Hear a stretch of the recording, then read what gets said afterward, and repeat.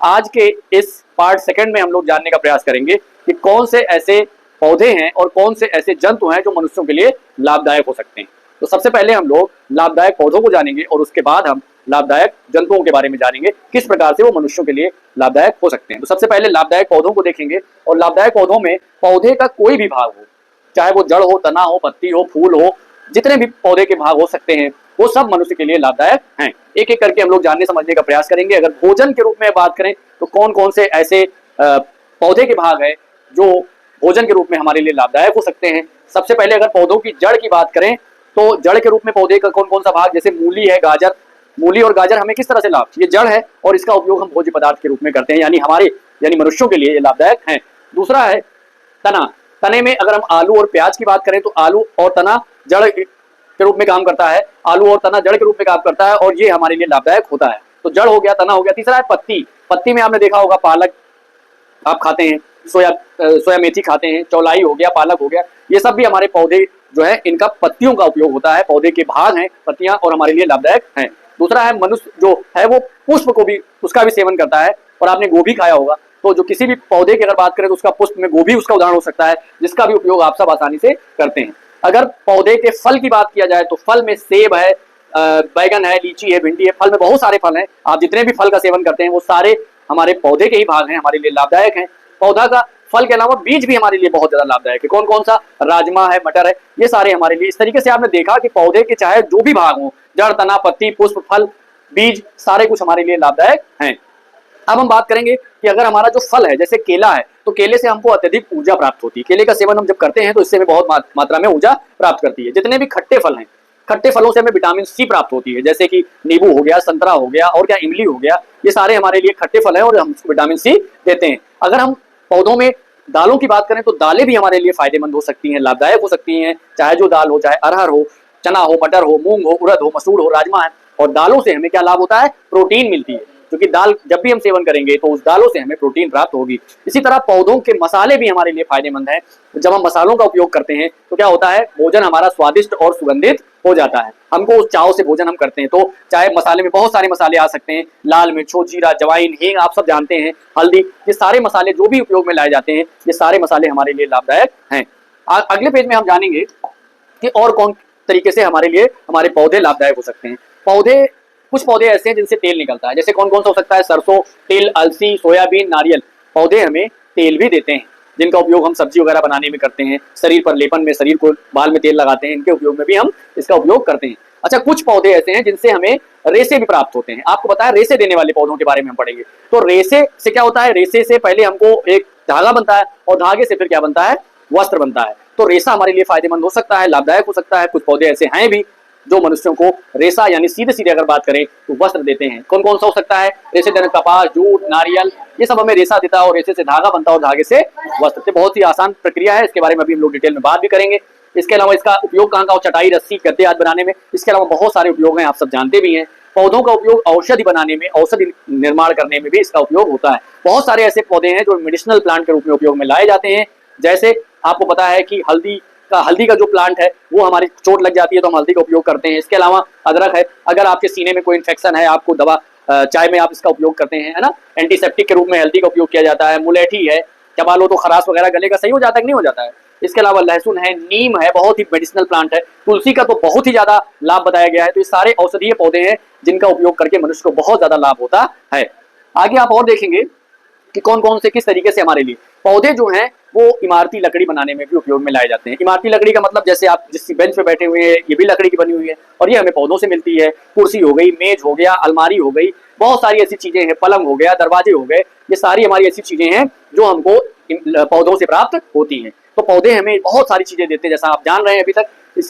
अब जो है, जो पुष्पों की अगर हम बात करें तो पुष्प में मतलब हमारे जो पौधे हैं वो पुष्प के रूप में भी हमें बहुत सारा कुछ देते हैं। कौन कौन से पुष्प देते हैं भाई, चमेली का, चंपा का, बोगनवेलिया, गुलाब, गेंदा, डहेलिया, इन सब का काम करते हैं। यानी पौधों का उपयोग हम पुष्प के रूप में करते हैं, किसी को उपहार देने में भी हम इसका उपयोग करते हैं। हमारे लिए पौधे का जो पुष्प है वो लाभप्रद है। इसके अलावा पौधे की पत्तियां भी बहुत लाभदायक है। पौधे की पत्तियां में कौन सा मनी प्लांट आपने देखा होगा, उसकी पत्ती आप सजा करके लगा लेते हैं। मनी प्लांट के पे कोई फ्लावर थोड़ा ना होता है, क्या होता है, नहीं होता है, लेकिन उसकी पत्ती इतनी सुंदर होती है कि उसका उपयोग हम लोग करते हैं अपने घरों में, और उसका उपयोग करके हम अपने घर को सुंदर बनाते हैं। यानी पौधे का प्रत्येक भाग हमारे लिए लाभदायक है। कुछ हानियां भी हैं जिसके बारे में हमने कल प्रथम लेक्चर में आपको फर्स्ट पार्ट में बताया था, लेकिन ज्यादातर हमारे जो फायदे हैं वो हम आपको यहाँ पर बता रहे हैं। अब हम बात करेंगे अगले पार्ट में, इसकी बात होगी लाभदायक जंतुओं की। अगर हम लाभदायक पौधों की बात कर रहे थे तो अब दूसरा पार्ट इसका आता है कि जंतु भी हमारे लिए बहुत तरीके से लाभप्रद हैं। आइए हम उन लाभदायक जंतुओं के बारे में जानने का प्रयास करते हैं। जैसे सबसे पहले तो हमारे बच्चों, आप सब जानते ही हैं कि गाय है, भैंस है, बकरी है, ये जो हमारे घरेलू जो जानवर हैं जिनका हम घर में पालन पोषण करते हैं, तो उनसे हमें क्या मिलता है बच्चों, दूध मिलता है। और दूध से बहुत सारे प्रोडक्ट बनते हैं, जैसे दही हो गया, घी हो गया, पनीर, मक्खन, खोया, ऐसी तमाम चीजें ये मिल्क प्रोडक्ट है। और दूध को सर्वोत्तम आहार कहा गया, संतुलित आहार कहा गया। डॉक्टर सबसे ज्यादा दूध पीने के लिए प्रोत्साहित करते हैं, खास करके छोटे बच्चों को, क्योंकि ये संतुलित आहार कहा जाता है। दूध को हम संतुलित आहार कहते हैं। बहुत ही अच्छा आहार है, इसमें सारा कुछ, सारे पोषक तत्व प्राप्त होते हैं, सारे प्राप्त मिलते हैं, इसीलिए इसको संतुलित आहार कहा जाता है। तो गाय भैंस हमें दूध देती है। इसके अलावा अगर हम मुर्गी की बात करें तो मुर्गी का पालन जहां होता है उसको पोल्ट्री कहते हैं। क्या कहते हैं बच्चों, तो इस मुर्गी पालन केंद्र पर, यानी जहां मुर्गी पालन होता है, यहाँ मुर्गियां पालन का कार्य किया जाता है। एक मुर्गी अगर प्रतिवर्ष बात किया जाए और एक बढ़िया मुर्गी है, यानी सुव्यवस्थित है, सुविकसित है, अच्छी प्रजाति की अगर मुर्गी की बात किया जाए तो एक वर्ष में वो 260 अंडे देती है। समझ गए बच्चों, अगर हम बात करें एक अच्छी प्रजाति की मुर्गी की तो एक वर्ष में वह 260 अंडे के आसपास देती है। ऐसे आंकड़े हमारे पास हैं। ठीक है, इसके बाद अब हम बात करेंगे मधुमक्खी की। तो मधुमक्खी के पालन को क्या कहते हैं, एपीकल्चर कहते हैं। अगर एक सुव्यवस्थित एक छत्ता है या विकसित छत्ता है तो उस छत्ते से लगभग 20 किलोग्राम की शहद जो है प्रति वर्ष पैदा होती है। सुव्यवस्थित विकसित छत्ते से प्रति वर्ष कितना, 20 केजी यानी 20 किलोग्राम के आसपास की शहद प्राप्त होती है।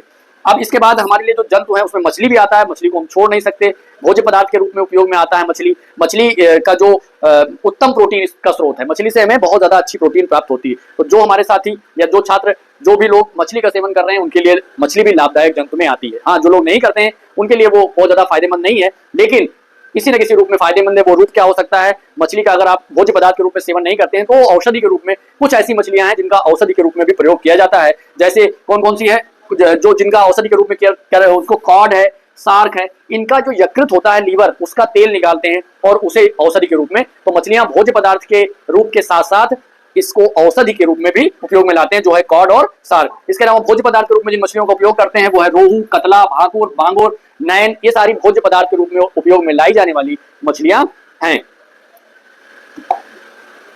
आप जान रहे होंगे कि रेशम कीट की अगर बात किया जाए तो रेशम कीट से हमें रेशम और रेशम से हमें वस्त्र प्राप्त होता है। तो इसी लेक्चर में हमको ये भी जानना होगा कि रेशम कीट का जीवन वृत्त क्या है, यानी उसकी जीवन की जो कार्यशैली है वो किस प्रकार से रेशम कीट से रेशम और रेशम से फिर वस्त्र प्राप्त किया जाता है। इसको दो चरणों में हमें समझना है। पहले चरण में हम रेशम कीट से रेशम और दूसरा रेशम कीट से वस्त्र, सुंदर वस्त्र बनाने की प्रक्रिया को सीखेंगे। आइए हम सीखते हैं पहले चरण में, फर्स्ट चरण में रेशम कीट से रेशम बनाना। होता क्या है बच्चों कि रेशम के कीट में एक ग्रंथि पाई जाती है जिसे हम क्या कहते हैं, रेशम ग्रंथि कहते हैं। क्या कहते हैं, इस रेशम ग्रंथि से एक लसदार पदार्थ निकलता है। वो लसदार पदार्थ, इस रेशम की जो ग्रंथि है उससे लसदार पदार्थ निकलता है और उसे इल्ली लार्वा कहते हैं। क्या कहते हैं बच्चों, ये इल्ली लार्वा इस कीट के चारों तरफ ऐसे ऐसे ऐसे ऐसे चारों तरफ गेंद जैसी संरचना बना लेता है। कैसा संरचना, गेंद जैसी।